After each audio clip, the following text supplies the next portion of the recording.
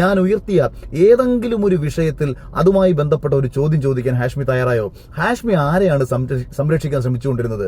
ഹാഷ്മിക്ക് സാബു ജേക്കബിന്റെ കയ്യിൽ നിന്ന് എത്രയാണ് കിട്ടിയത്? ഹലോ ഗൈസ്, എല്ലാവർക്കും പുതിയൊരു വീഡിയോയിലേക്ക് സ്വാഗതം. അങ്ങനെ നമ്മുടെ നിലപാടുകളുടെ രാജകുമാരനായിട്ടുള്ള അഖിൽ മാരാര് കഴിഞ്ഞ ദിവസം ജനകീയ കോടതി എന്ന് പറയുന്ന ഒരു പരിപാടിയിൽ എത്തിയിട്ടുണ്ടായിരുന്നു. അതിൽ നമ്മുടെ ഹാഷ്മി നന്നായിട്ട് എടുത്തങ്ങോട്ട് വെച്ച് അലക്കി കിട്ടും അഖിൽ മാരാരെ.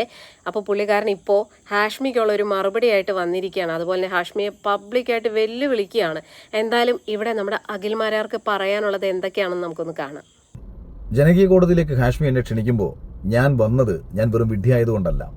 എൻ്റെ ഉള്ളിൽ ഉറച്ച സത്യവും നീതിയും ഉണ്ടായതുകൊണ്ടും എനിക്ക് പറയാനുള്ള സത്യങ്ങൾ പറയണമെന്ന് ആഗ്രഹിച്ചതും കൊണ്ട് തന്നെയാണ്.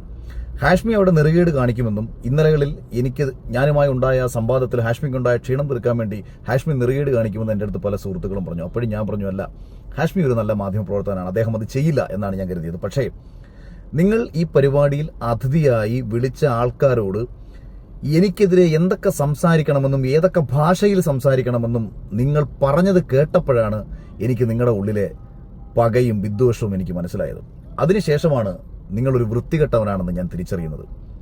ഇവിടെ നിങ്ങൾ എന്നെ ഈ പരിപാടിയിലേക്ക് വിളിച്ചിട്ട് യഥാർത്ഥത്തിൽ നിങ്ങൾ ചോദിക്കേണ്ടിയിരുന്നതും അല്ലെങ്കിൽ എന്നെ പൊളിച്ചെടുക്കേണ്ടിയിരുന്നതും എൻ്റെ നിലപാടുകൾ എന്തൊക്കെയായിരുന്നുവെന്നും ആ നിലപാടുകൾ എത്ര തവണ ഞാൻ മാറ്റിപ്പറഞ്ഞെന്നും ആ മാറ്റിപ്പറഞ്ഞ നിലപാടുകളുമായി ബന്ധപ്പെട്ടിട്ടുള്ള ചോദ്യങ്ങൾ ചോദിച്ചുകൊണ്ട് നിങ്ങൾ എന്നെ ഒന്നൊന്നായി പൊളിച്ചിരുന്നുണ്ടെന്നുണ്ടെങ്കിൽ ഞാനും ഹാഷ്മിക്ക് ഒരു ഷേക്കാൻഡ് തന്നേനെ. പകരം ഹാഷ്മി എന്താണ് ചെയ്തത്? എൻ്റെ ഫേസ്ബുക്കിൽ ഞാൻ നിഷ്പക്ഷമായി പറഞ്ഞിരുന്ന ഒരു രാഷ്ട്രീയത്തെ എടുത്തു പറഞ്ഞു വെച്ചുകൊണ്ട് BJPയുടെ രാഷ്ട്രീയമെന്നും ഭാരതവിരുദ്ധ രാഷ്ട്രീയമെന്നും പറഞ്ഞുകൊണ്ട് അവിടെ തുടങ്ങിയ വിഷയത്തിൽ അവസാനം വരെ ഹാഷ്മി പോയിക്കൊണ്ടിരുന്നത് എന്നെ ഒരു BJPക്കാരനാക്കി വരുത്തി തീർക്കുക എന്നുള്ളതായിരുന്നു. എനിക്ക് താല്പര്യമില്ലാത്ത ഒരു രാഷ്ട്രീയത്തിന്റെ വക്താവാക്കാൻ വേണ്ടി നിങ്ങൾ എന്നെ ശ്രമിച്ചപ്പോഴൊക്കെ തന്നെ ഞാൻ പല പ്രാവശ്യം പറഞ്ഞു, ഞാനൊരു BJPയുടെ വക്താവല്ല, ഹാഷ്മി എനിക്കിതിന് മറുപടി പറയേണ്ട കാര്യമില്ല. പക്ഷേ സത്യവും ശരിയും എപ്പോഴൊക്കെ BJPയുടെ ഒപ്പം നിന്നിട്ടുണ്ടോ, സത്യവും ശരിയും എപ്പോഴൊക്കെ എന്റെ രാജ്യത്തിനൊപ്പം നിന്നിട്ടുണ്ടോ, അപ്പോഴൊക്കെ ഞാൻ നിലപാട് സ്വീകരിച്ചിട്ടുണ്ട്. അപ്പോഴൊക്കെ ഞാൻ നിലപാട് സ്വീകരിക്കുമ്പോൾ അത് ഹാഷ്മിക്ക് പൊള്ളുന്നത് ഹാഷ്മിയുടെ ഉള്ളിൽ കിടക്കുന്ന വൃത്തികെട്ട രാഷ്ട്രീയം മറ്റൊന്നായതുകൊണ്ടാണ്. രാവിലെ വന്നിരുന്ന് BJP അനുകൂലിച്ചും ഉച്ചയ്ക്ക് വന്നിരുന്ന കമ്മ്യൂണിസ്റ്റ് പാർട്ടി അനുകൂലിച്ചും രാത്രിയിൽ വന്നിരുന്ന കോൺഗ്രസിനെ അനുകൂലിച്ചും പിറ്റേ ദിവസം VD സതീശനെ തള്ളിപ്പറഞ്ഞും ഉച്ചയ്ക്ക് VD സതീശനെ അനുകൂലിച്ചും വൈകുന്നേരം നരേന്ദ്രമോദിയെ പുകഴ്ത്തിയും പിറ്റേ ദിവസം നരേന്ദ്രമോദിയെ തെറിവിളിച്ചും അല്ലെങ്കിൽ പിണറായി വിജയനെ അനുകൂലിച്ചും പിണറായി വിജയനെ തെറിവിളിച്ചും ഒക്കെ സംസാരിച്ച് ശീലമുള്ള ഹാഷ്മി എന്നോട് ചോദിക്കുകയാണ് അഭിപ്രായങ്ങളിൽ ഉറച്ചു നിൽക്കുന്നുണ്ടോന്നും. ഞാൻ തിരിച്ച് ഹാഷ്മിയോട് ഒരു ചോദ്യം ചോദിച്ചു. ഞാൻ മാറ്റി പറഞ്ഞ 5 അഭിപ്രായങ്ങൾ പറഞ്ഞിട്ട് പോകൂ ഹാഷ്മി എന്ന് പറഞ്ഞപ്പോൾ ഹാഷ്മി എടുത്ത വായിൽ പറഞ്ഞത് ബിഗ് ബോസിൽ പോകുന്നില്ല എന്ന് പറഞ്ഞിട്ട് പോയില്ലേ എന്നുള്ളതാണ്. ഈ ബിഗ് ബോസിൽ ഞാൻ പോകുന്നില്ല എന്ന് പറഞ്ഞതും ബിഗ് ബോസിൽ ഞാൻ പോകുമെന്ന് പറഞ്ഞതും ബിഗ് ബോസിൽ പോകുന്നതിന് മുൻപ് തന്നെയാണ് എന്നുള്ളത് ഞാൻ വളരെ കൃത്യമായി പണ്ടേ പറഞ്ഞിട്ടുള്ളൊരു കാര്യമാണ്. അതുപോലും എൻ്റെ ജീവിതത്തെയും എൻ്റെ കുടുംബത്തെയും മാത്രം വ്യക്തിപരമായി മാത്രം ബാധിക്കുന്ന ഒരു വിഷയത്തിൽ, പൊതുസമൂഹത്തിന് ഒന്നും ബാധിക്കാത്ത ഒരു വിഷയത്തിലും ഞാൻ നാളിതുവരെ ഒരു അഭിപ്രായം പറഞ്ഞു മറ്റൊരാൾക്ക് വേദന ഉണ്ടാക്കുന്ന ഒരു കാര്യവും ചെയ്തിട്ടില്ല. മറ്റൊരാൾക്ക് വേദന ഉണ്ടാക്കുന്ന ഒരു അഭിപ്രായ നിലപാട് വ്യത്യാസവും ഞാൻ സ്വീകരിച്ചിട്ടില്ല എന്നിരിക്കെ ഞാൻ ഉയർത്തിയ ഏതെങ്കിലും ഒരു വിഷയത്തിൽ അതുമായി ബന്ധപ്പെട്ട ഒരു ചോദ്യം ചോദിക്കാൻ ഹാഷ്മി തയ്യാറായോ? ഹാഷ്മി ആരെയാണ് സംരക്ഷിക്കാൻ ശ്രമിച്ചുകൊണ്ടിരുന്നത്? ഹാഷ്മിക്ക് സാബു ജേക്കബിന്റെ കയ്യിൽ നിന്ന് എത്രയാണ് കിട്ടിയത്? കിറ്റെക്സ് ആണോ യഥാർത്ഥത്തിൽ ഇപ്പോൾ നിലവിൽ 24 ഫണ്ട് ചെയ്തുകൊണ്ടിരിക്കുന്നത്?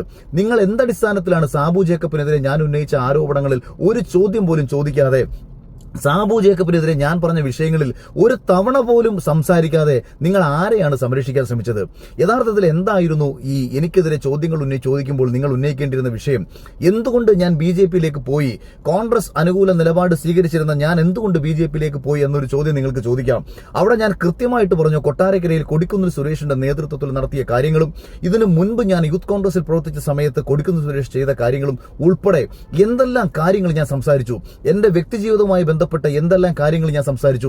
ഇതൊക്കെ പുറത്തുവിടാൻ നിങ്ങൾ മാന്യത കാണിച്ചോ? ഇല്ല. പകരം നിങ്ങളുടെ മൈക്കിന്റെ വോളിയം കൂട്ടിവെച്ച് എന്റെ മൈക്കിന്റെ വോളിയം താഴ്ത്തി വെച്ച് അടിച്ചാക്ഷേപിക്കുന്ന രീതിയിൽ ആവർത്തിച്ച് നിങ്ങൾ എന്നോട് സംസാരിക്കുമ്പോഴും ഞാൻ നിങ്ങളടുത്ത് പറഞ്ഞ കാര്യങ്ങളെങ്കിലും ഒന്ന് പുറത്തുവിടാനുള്ള മാന്യത നിങ്ങൾക്ക് കാണിക്കാമായിരുന്നു എന്നാണ് ഞാൻ വിശ്വസിക്കുന്നത്. ഹാഷ്മി അത് ചെയ്തില്ല എന്ന് മാത്രമല്ല, രാഷ്ട്രീയമായിട്ട് ഞാൻ പറഞ്ഞ വിഷയങ്ങളിൽ നിന്ന് ഹാഷ്മി അകന്നു പോയതോടുകൂടി ഹാഷ്മി ആരെയാണ് സംരക്ഷിക്കാൻ ശ്രമിക്കുന്നത്, അല്ലെങ്കിൽ എന്താണ് ഹാഷ്മിയുടെ ഉദ്ദേശം എന്നത് ഇന്നാട്ടിലെ സ്വബോധമുള്ള ജനങ്ങൾക്ക് മനസ്സിലായി എന്നതാണ് ജനകീയ കോടതിയിൽ നിന്നും എനിക്ക് കിട്ടുന്ന റിപ്ലൈ. അല്ലാതെ ഞാൻ കേരള രാഷ്ട്രീയത്തിൽ CPM-നെയും സുഡാപ്പികളെയും കമ്മ്യൂണിസ്റ്റ് പാർട്ടി കോൺഗ്രസിനെയും BJP-യും ഒക്കെ പലപ്പോഴായി വിമർശിച്ചിട്ടുള്ള ഒരു വ്യക്തി എന്ന നിലയിൽ എനിക്കെതിരെ രാഷ്ട്രീയപരമായിട്ട് വരുന്ന കമന്റുകൾ കണ്ട് ആസ്വദിക്കുന്നതിൽ കാര്യമില്ല. അത് അറിഞ്ഞുകൊണ്ട് തന്നെ ഞാൻ ചെയ്യുന്ന കാര്യങ്ങളാണ്. ഒരു രാഷ്ട്രീയമായിട്ട് നമ്മൾ ഒരാളെ എതിർക്കുമ്പോൾ ആ രാഷ്ട്രീയത്തിന്റെ എതിർപ്പുകൾ നമുക്ക് സംഭവിക്കുമെന്നുള്ളത് സ്വാഭാവികമാണ്. പക്ഷേ മാധ്യമ പ്രവർത്തന നിലയിൽ ഹാഷ്മി നിങ്ങളൊരു വലിയ പരാജയമായി മാറിയിരിക്കുന്നു.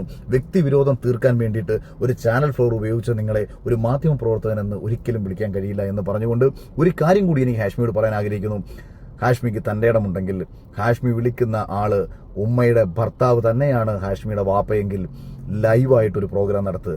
എന്നിട്ട് ഇതേ വിഷയം നിലപാടെന്ന് പറഞ്ഞ ഇതേ വിഷയത്തിൽ അഖിൽ മാരാർ പൊതുസമൂഹത്തിന്റെ മുന്നിൽ മാറ്റിപ്പറഞ്ഞ നിലപാടുകൾ ഓരോന്നോരോന്നോരോന്ന് വിളിച്ചു പറഞ്ഞിട്ട് നിങ്ങളൊന്ന് പൊളിച്ചെടുക്കാൻ നോക്ക്.